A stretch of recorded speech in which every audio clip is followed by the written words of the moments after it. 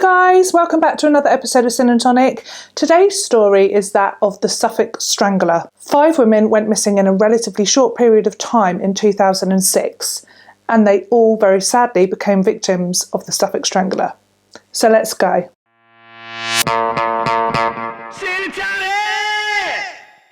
On the 30th of October in 2006, Tania Nicole was the first woman to go missing. She was 19 at the time. When her mother hadn't heard from her in 48 hours, she reported her missing to the police. Now, Tania didn't live at home with her mum.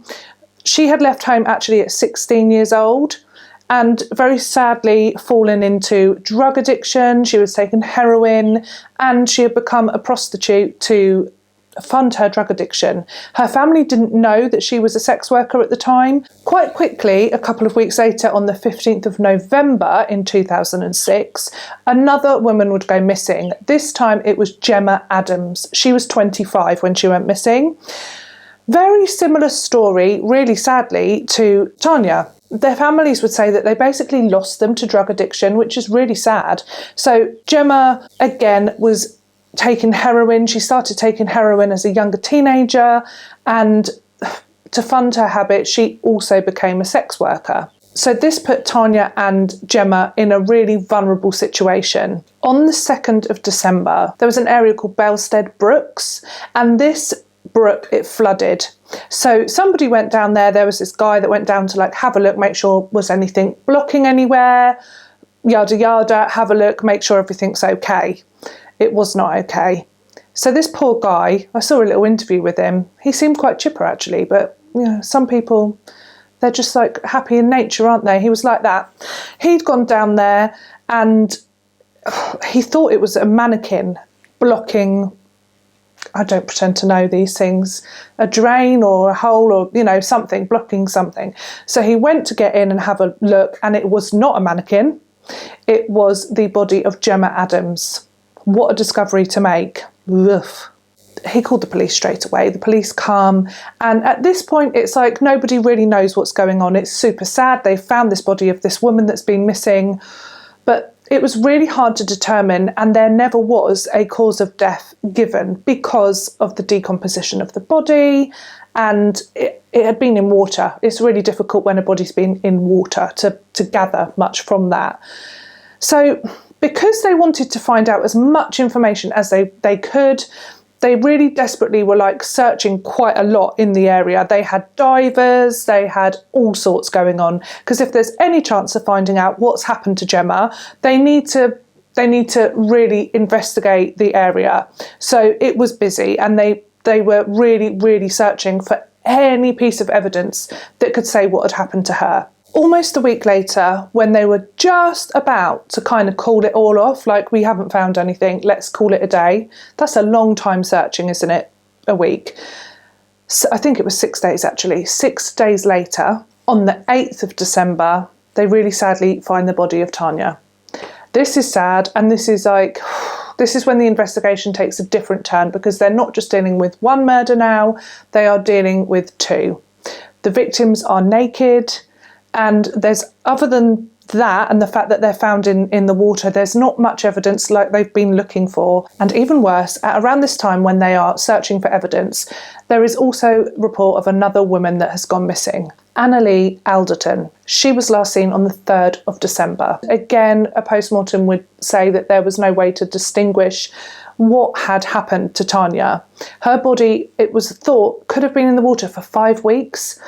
And with that amount of decomposition and being submerged for that long, it's highly unlikely, very small chance, that they're going to find any DNA on her body or any evidence about who did this or what happened. And there was no cause of death. They couldn't find one. Lee Anderton, she was also a sex worker. Again, vulnerable person. She was 24 years old when she went missing, and she had a normal upbringing, but her father died, and after that her behaviour changed. She got in trouble for theft, and sounds like she went down a bad path after the death of her father, which is really sad. Her body was found on the 10th of December. This time the body was found on dry land, so gives the police more of a chance to discover what has happened here. A passing motorist discovers her body, and it's in, I mean, it can't have been that hidden if it's like a passing motorist. Like, they've looked and they've seen a naked body in woodland off the side of the road.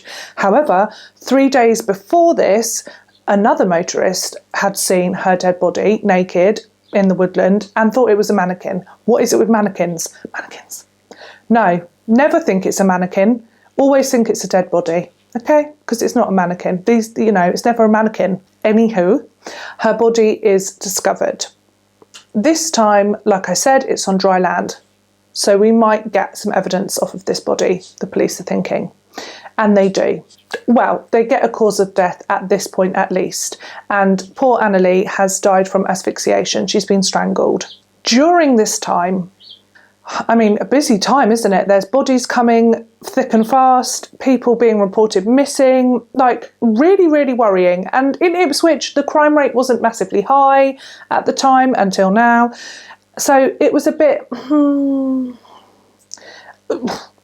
as it always is, like there's got to be a first, isn't there? So it was a bit of a time in Ipswich. It was a bit, you know, flying by the seat of your pants. But the area was known for prostitution. There was a high rate of that. So that was good in the sense that there was a lot of CCTV around the red light district, okay? So they were watching and they could see what was going on, making sure they had eyes everywhere, although it didn't help in this case at all, did it? But it helped after the fact. The police, as part of their investigation, they need to have a chat, they need to wander about and talk to local sex workers. They stopped like a lot of cars, motorists in the area to have a chat, just scout it out. Like, imagine, like, you know, what was the case? Ted Bundy. He got stopped so many times, our criminals court, on like traffic violations and things that are wrong with their car. And then they catch like a massive serial killer. It's like, whoa. So I think they were like hoping for that. Like, they were stopping all these motorists as if you're going to have like, I killed her written on my head, but you never know. So they were doing all of this. A lot of like hard groundwork, police work has been going on. They've been searching the Belstead Brook 6 days straight. Like, there's been a lot of hard slog in the investigation. They also talked to a lot of the sex workers in the area, as many as they could. They needed to find out about these women that had gone missing and then were found murdered. They wanted to know as much as they could. Really sadly, and this is just such a sad part of the story for me, they interview a woman called Paula Clennell. Apologies if I've said that incorrectly. And not only is she interviewed by the police, but she is also interviewed... Hello? Can you hear me? Good. Sorry, I just panicked then that I wasn't recording sound. I hadn't done my little check. What was I saying? She was also interviewed by television. So in the interview, they talk to her and they say, you know, how do you feel about the... Probably not as cheery as that, but they say, how do you feel about the missing women and the situation and, you know, what's going on? It's unusual. It was a media frenzy because, like I said, there wasn't a lot of crime in Ipswich, so this was like hot. It was a hot story, sad as it is. So they were talking to her about this, and she was just saying, like, it had made her worried. She was scared to get into a car with somebody now, and the interviewer says, are you going to do that tonight? And she's like, well, yeah. And it's just awful because these women, they were addicted to drugs. These women are incredibly vulnerable and continue to put themselves at risk because that was their way of getting money. Totally got ahead of myself there. Let's just rewind slightly. Excuse me. Annalee's body was found in a posed position, like a crucifix. So she had both arms out to either side and her legs straight down. So she had been posed. Sorry that I missed that off there. That's an important piece of information. Her body was posed. Now, like I was saying, Paula, very sad. She's given this interview. You can hear her words. You can hear that she's nervous, but she has no other choice. And she carries on working, and really, really sadly, her body is then found on the 12th of December. This time, her body is not posed, and the police was... This is what made me remember about the posing of the body, you see. This time her body was what they classed as, quote, hurriedly dumped. So that's nice. Piece of shit. She was 24 years old as well. She was last seen on the 10th of December on a train. And this is where the CCTV comes into it, because they found CCTV of her on a train, and they also found CCTV footage, because as part of their investigation, they're looking at everything. They found CCTV footage of Tania, the first victim, on the night that she disappeared. And they found her on the CCTV getting into a dark car. But the CCTV, super freaking annoyingly, is all grainy, and you can't even see a number plate. What is the point in CCTV? I mean, to me, you can barely tell, like, how did they even know it was her? Beside the point, but apparently this is Tania, and she's entering into a car, dark-coloured car, with, who knows, you can't see, and you can't see the number plate. So to me, that's useless. The police, they use a helicopter now when they have found Paula's body, and they want to have a look at the area in which she's been found.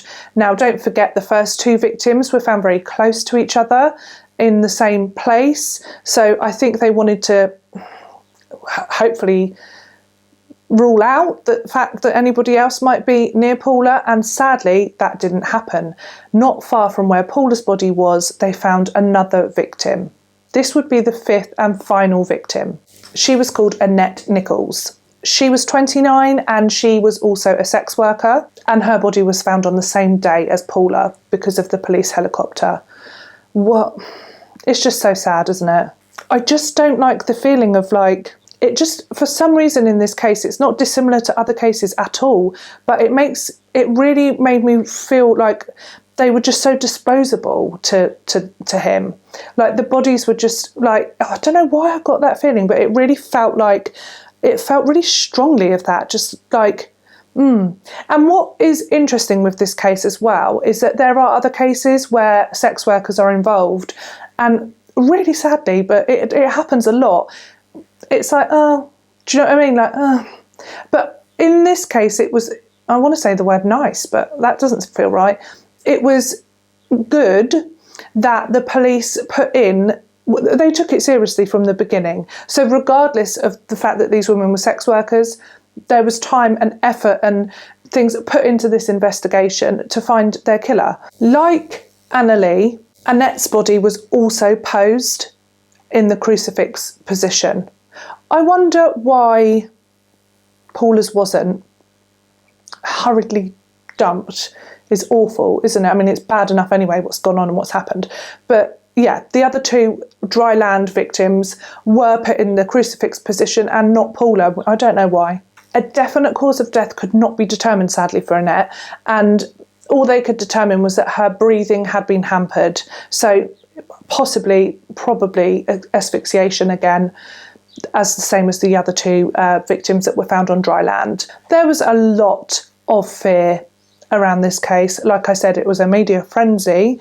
There's now 5 victims, and at this time there was a lot of fear amongst the sex worker community because of what's going on. They didn't know whether this fifth victim was the last. That's really frightening, isn't it? And also other women as well. So women that lived near the red light district, or had to perhaps get transport through there or walk past near there late at night. So lots of women in the area had rape alarms and things like that, and it was just a real heightened sense of fear. This was similar with the Ted Bundy case. Again, lots of young students in that case were just going missing. So it's, again, like, it creates this big bubble of fear, doesn't it? And everyone's in fear of doing anything, like, on their own, which is just really sad. Shouldn't be the case, but you want to protect yourself. There were some suspects. There's always people of interest and people that the police might have a little thought about, like, oh, I wonder if so-and-so, they know the backstory of lots of people with criminal histories in the area, and things might add up in their minds a little bit. One of these people was called Tom Stevens. Now, he's a little Fruit Loop. He wasn't shy of getting himself right in there with the media and the TV crews and the what's it, like, okay.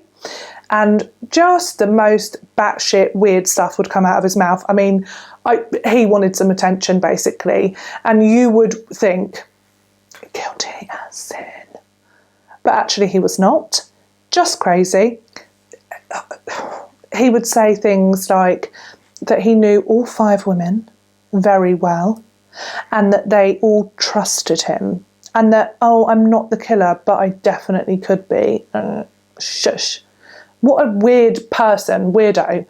Anyway, all this rubbish, like some weird stuff he was saying, like, if I blindfolded them and took them to the edge of a cliff and said, take 2 steps, but don't take 3, they would take 2 steps. What? No. I mean, watch him, police, forever, because he's a sort of maniac that would then try it himself. So I hope he's under police watch 24/7. But anyway, in this case, it was not him. And he was ruled out due to forensics because they managed to find DNA, very small traces of DNA, on the 3 victims that were found on dry land. And all of this DNA did not match Tom. He said, bye-bye, Tom. Thank you, bye-bye. However, obviously, when they get a DNA sample, whatever, they put it into the national database for DNA to have a checky. And guess what they found? They found a cheeky match. Can you imagine? Can you imagine being in the room when they're like, because basically it's like, we got him.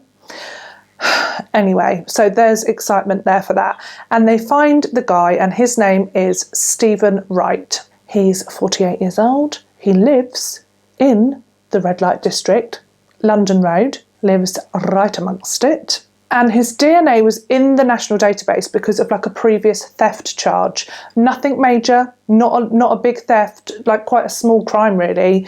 Thank the Lord that he did, because otherwise they wouldn't have found him that way, because he wouldn't have been in the database. So that all came together, didn't it? And he was placed under 24-hour surveillance. Yes, please.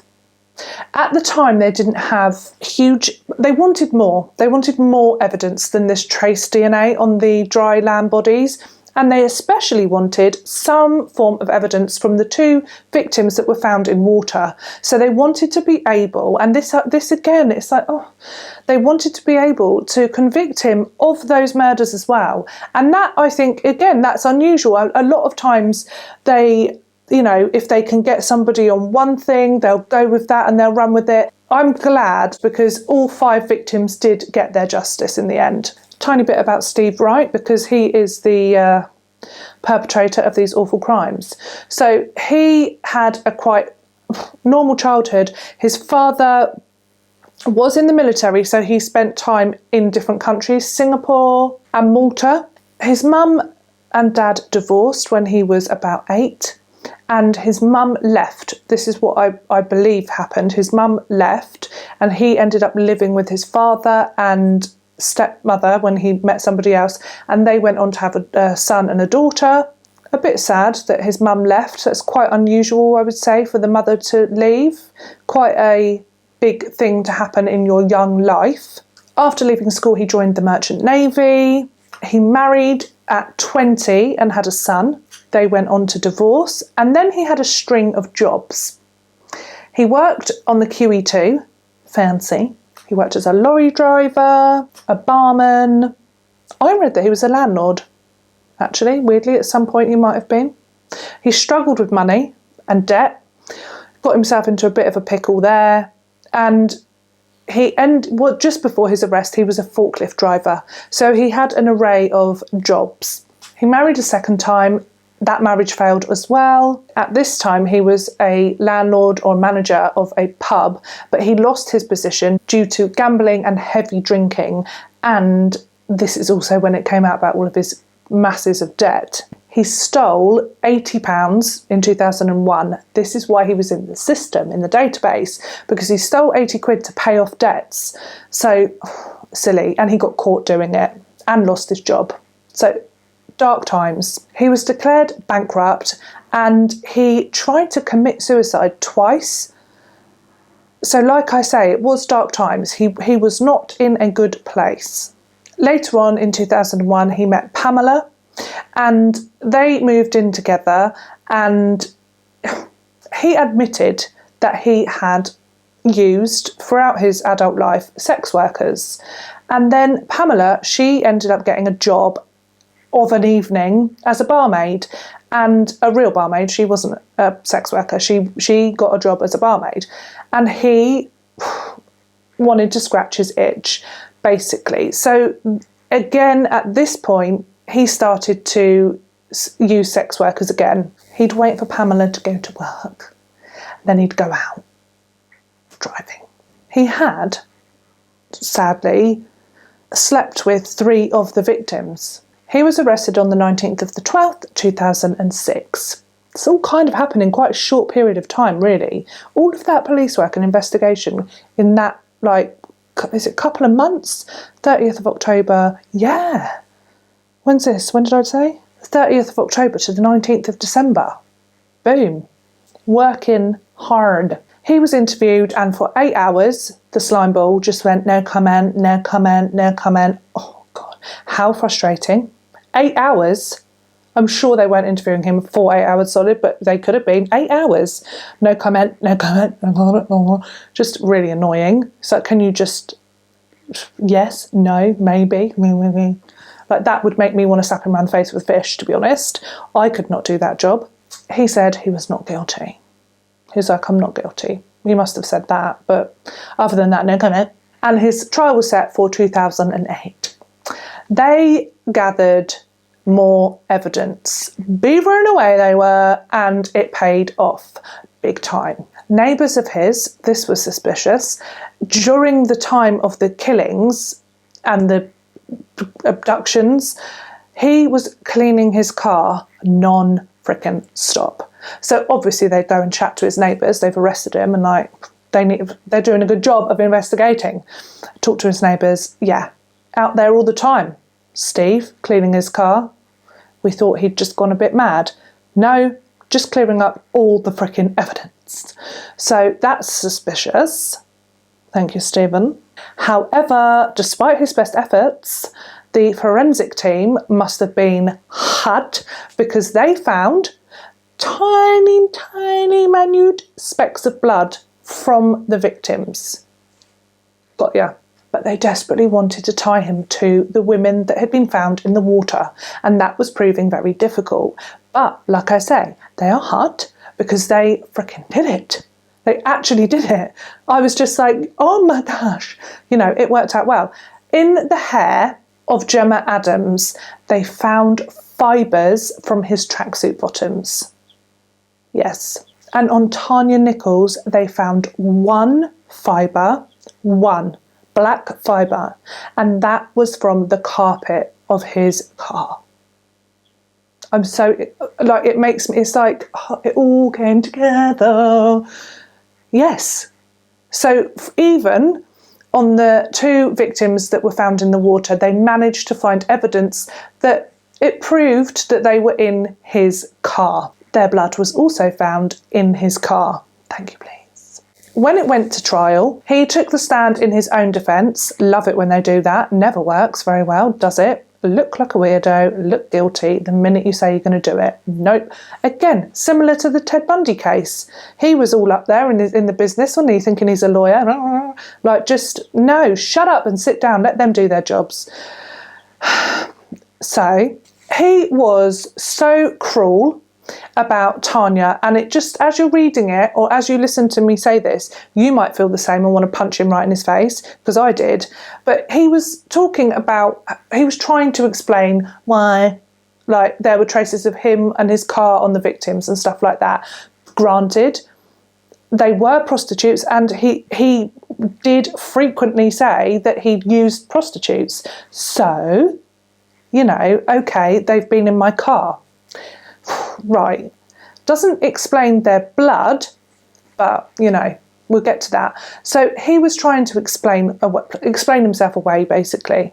And he said that he had basically, on the night of each person going missing, he just, by coincidence, slept with them that night, apart from Tania. He said that with Gemma, he'd picked her up and they had had sex in his car, but then he just dropped her off. Same with the other victims. But with Tania, he said that she was only in his car for a matter of minutes, because when she got into the car, he noticed that her face was covered in acne, and he was like, "Mm." And really, he was actually quite cruel about her at the trial. That does you no favours, mate. But, and that did make me want to punch him on the nose. I don't know about you, but it did me. So, piece of shit. As they were questioning him, lots of questions, and in the end, he just couldn't answer. He couldn't, he had no reasonable defence. He was just in the end just I don't know, I can't comment, maybe, who knows, I don't know. He just fell flat. He had no answer for lots of the questions, basically, because he was guilty as sin. And on the 21st of February in 2008, after 6 hours of deliberation, the jury found him guilty. Yes, please.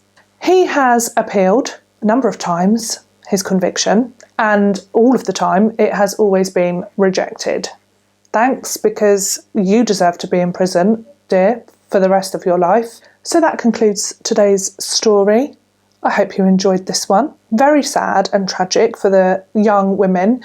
Also, just their backstory and the fact that at such a young age, they just went down a really sad path of drug addiction, which then effectively just, like one of the victims' dad says, it steals your life away. And that really came across in this story. Ultimately, though, Steve Wright was the one that stole their lives, sadly. I haven't drunk much of my gin today. Why?